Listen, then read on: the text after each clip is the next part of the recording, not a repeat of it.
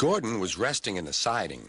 Sometimes he thought, it's really tiring to be such a large and splendid engine. One does have to keep up appearances so.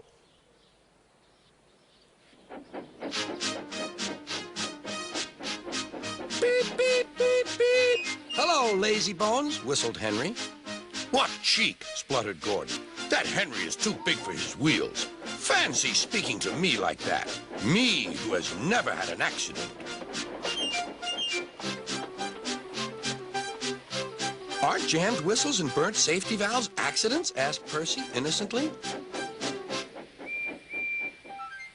No, indeed. High spirits. Might happen to any engine. But to come off the rails like Henry did, well, I ask you, is that right? Is it decent? Then it was Henry's turn to take the express. Gordon watched him getting ready. Be careful, Henry. You're not pulling the flying kipper now. Mind you keep on the rails today.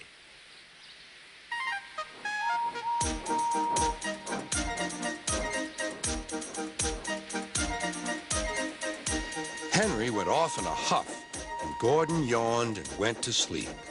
But not for long. Wake up, Gordon, said his driver. A special train's coming, and we're to pull it. Is it coaches or freight cars? Cars, said his driver. Cars, said Gordon.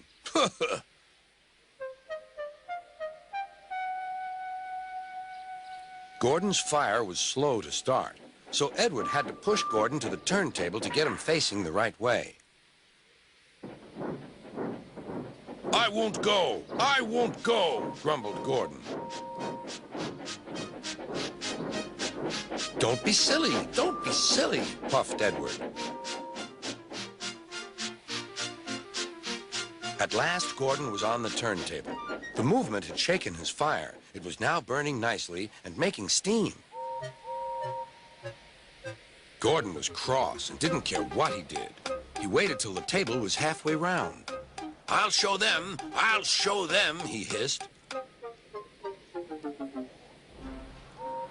He moved slowly forward to jam the table, but he couldn't stop himself and slithered into a ditch. Whoosh! He hissed. Get me out! Get me out! Not a hope, said his driver and fireman. You're stuck, you silly great engine. Don't you understand that? They telephoned Sir Topham Hatt. So Gordon didn't want to take the special train and ran into a ditch? What's that you say? The special's waiting? Tell Edward to take it, please, and Gordon, leave him where he is. We'll get him out later. On the other side of the ditch, some little boys were chattering. Oh, doesn't he look silly? They'll never get him out. They began to sing. Silly old Gordon fell in a ditch, fell in a ditch, fell in a ditch. Silly old Gordon fell in a ditch, all on a Monday morning. Gordon lay in the ditch all day. Oh dear, he thought, I shall never get out.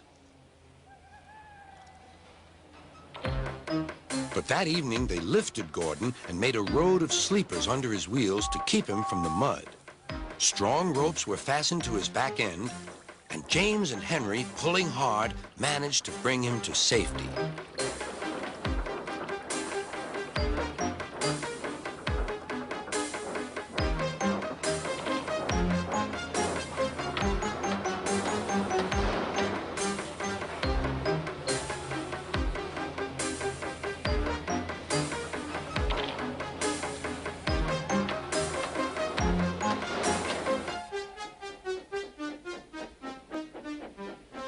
Late that night, Gordon crawled home, a sadder and wiser engine.